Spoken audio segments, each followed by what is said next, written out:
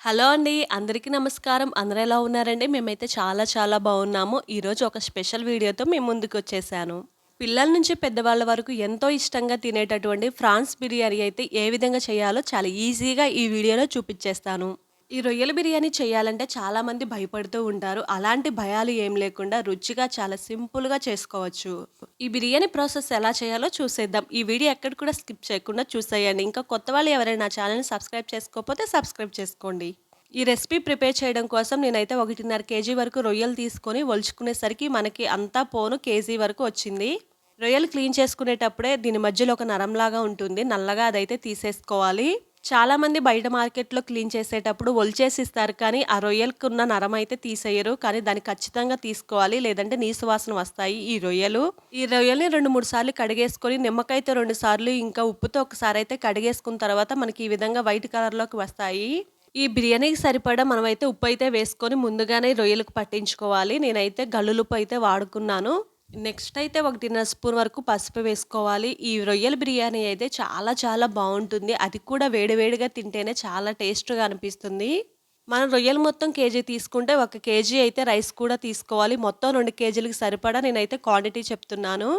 అలాగే మనకు రుచికి సరిపడంత కారం అయితే వేసుకోవాలి. ఈ బిర్యానీకి కొంచెం కారం ఎక్కువగా వేసుకుంటేనే ఘాటు ఘాటుగా బావుంటుంది.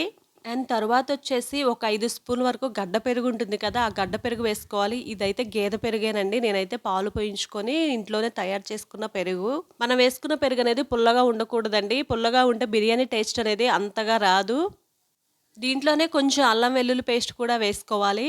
మనం తీసుకున్న రొయ్యలకి మనం వేసుకున్న మసాలా మొత్తం బాగా పట్టేలాగా బాగా కలపాలండి. ఒక 5 నిమిషాల వరకు ఈ విధంగా కలుపుతానే ఉండామంటే ఈ రొయ్యలకి ఈ ఉప్పు, కారం, మసాలా మొత్తం బాగా పట్టి బిర్యానీలో ఉడికేటప్పుడు కూడా టేస్ట్‌గా అనిపిస్తుంది రొయ్య తినేటప్పుడు.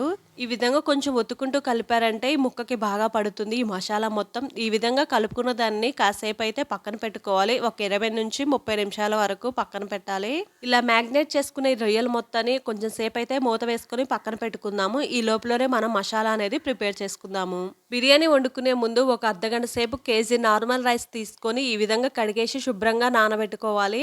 ఇలా రొయ్యలు ఇంకా ఈ బియ్యం నానేసుకోవడం వల్ల మనం బిర్యానీ చేసుకునేటప్పుడు అన్నం అనేది పలుకు పలుకుగా చాలా బావుంటుంది. అతుక్కోకుండా ఉంటుంది. ఈ బిర్యానీకి కావాల్సిన మసాలా కూడా చూసేద్దాం. దీనికోసం అయితే కొంచెం పచ్చి కొబ్బరి ఈ విధంగా ముక్కల్లాగా కట్ చేసుకోవాలి. నెక్స్ట్ వచ్చేసి కొంచెం ఒక పెద్ద సైజు ఉల్లిపాయ తీసుకొని ఈ విధంగా కొంచెం పెద్ద పెద్ద ముక్కల్లాగా కట్ చేసుకోవాలి. నెక్స్ట్ వచ్చేసి కొంచెం చెక్క ఈ విధంగా చిన్న చిన్న ముక్కల్లాగా మీరు తుంపుకున్నారంటే మనకి మిక్సీ పట్టేటప్పుడు మెత్తగా ఉంటుంది. దీంట్లోకి ఒక 10 వరకు లవంగాలు, ఒక 2, 3 వరకు యాలకులు కూడా వేసుకోవాలి.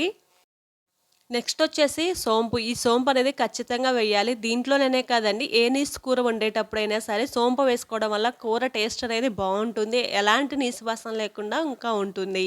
వీటన్నిటిని మెత్తటి పేస్ట్ లాగా మిక్సీ పట్టుకుందాము. ఈ లోపులోనే మనం బిర్యానీ దేనిలోనైతే వండుకోవాలో ఆ గిన్నె తీసుకొని వేడి చేసుకొని కొంచెం నెయ్యి ఇంకా కొంచెం నూనె వేసుకొని ఇది బాగా హీట్ ఎక్కిన తర్వాత మన బిర్యానీ ప్రాసెస్ అనేది ఎలా చేసుకోవాలో చూసేద్దాం.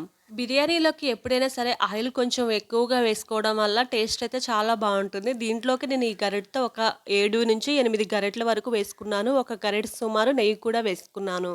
రొయ్యల బిర్యానీలోకి వేసుకోవాల్సిన మసాలా బిర్యానీ ఏమిటంటే ఒక 2, 3 ఇలాచీ తీసుకొని ఈ విధంగా కొంచెం కచ్చా పచ్చిగా దంచుకోవడం వల్ల ఫ్లేవర్ అనేది చాలా బావుంటుంది. ఒక 15 వరకు స్టోన్ ఫ్లవర్ ఇంకా చెక్క, లవంగం, ఇలాచీ, స్టార్ పువ్వు ఇవన్నీ కలిపి బాగా హీట్ ఎక్కినటువంటి నెయ్యి ఇంకా నూనెలో వేసుకొని బాగా వేయించుకోవాలి.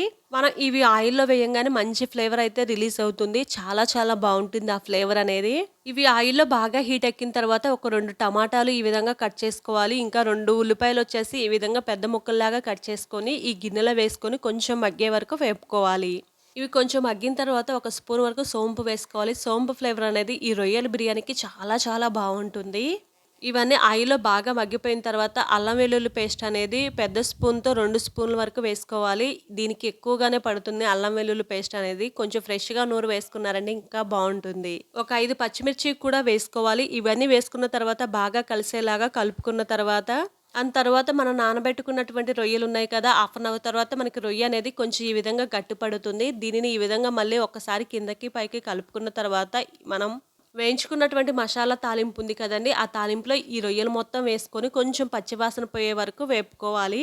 మనం ఈ బిర్యానీ అనేది పచ్చి రొయ్యలతో చేస్తున్నాం కాబట్టి తాలింపులో వేసిన తర్వాత ఉప్పు వేసాం కాబట్టి దీంట్లోంచి కొంచెం వాటర్ అయితే ఊరుతుంది. ఈ వాటర్ మొత్తం ఇంకిపోయిన దాకా ఈ తాలింపులోని రొయ్యలు వేసుకోవాలి. ఇవి కొంచెం మగ్గిపోయిన తర్వాత బిర్యానీ ఆకు కూడా వేసుకున్నామంటే ఫ్లేవర్ అయితే చాలా బాగుంటుంది. కొంచెం సేపటి తర్వాత ఈ రొయ్యల్లో మనకి వాటర్ అనేది ఎంత ఊరిందో చూడండి.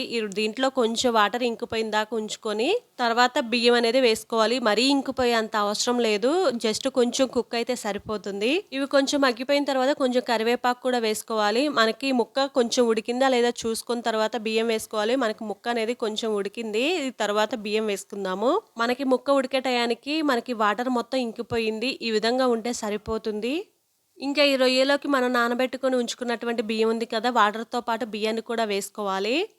రైస్ వేసిన తర్వాత ఈ రైస్ ఇంకా వాటర్ మసాలా బాగా కలిసేలాగా ఈ విధంగా కలుపుకోవాలి. హై ఫ్లేమ్‌లో పొంగొచ్చిన తర్వాత దానిని మీడియం ఫ్లేమ్‌లో పెట్టుకొని ఈ విధంగా మూత వేసుకొని పైన ఏదైనా ఎత్తు పెట్టుకోవడం వల్ల ఆవిరి అనేది బయటికి పోకుండా ఆవిరి బయటికి పోతే బిర్యానీ ఉడకడానికి టైం పడుతుంది. ఫ్లేవర్ మొత్తం ఆవిరి ద్వారా బయటికి వెళ్ళిపోతుంది. అలా కాకుండా ఈ విధంగా బరువు ఏదైనా పెట్టుకున్నారంటే మనకి ఈ రొయ్యల బిర్యానీ అనేది మంచి అరోమాతో బాగుంటుంది. తొందరగా ఈజీగా కుక్ అవుతుంది. ఇంకా ఫైనల్ స్టేజ్‌కి వచ్చేసరికి కొత్తిమీర, పుదీనా కడిగేసుకొని ఈ విధంగా పైన చల్లుకుంటే రెడీ అయిపోతుంది మనకి రొయ్యల బిర్యానీ అనేది. మనకి చాలా ఈజీగా, సింపుల్‌గా ఈ రొయ్యల బిర్యానీ అనేది ఎలా తయారు చేసుకోవాలో చూసేశారు కదా! బిగినర్స్ కూడా చాలా సింపుల్‌గా చేసుకోవచ్చు ఈ ప్రాసెస్‌లో. ఈ వీడియో గనుక మీకు నచ్చితే తప్పకుండా నా ఛానెల్ సబ్స్క్రైబ్ చేసుకోండి. ఎలా ఉంది అనేది కామెంట్ సెక్షన్‌లో కామెంట్ చేయండి. Thank you for watching. Bye bye.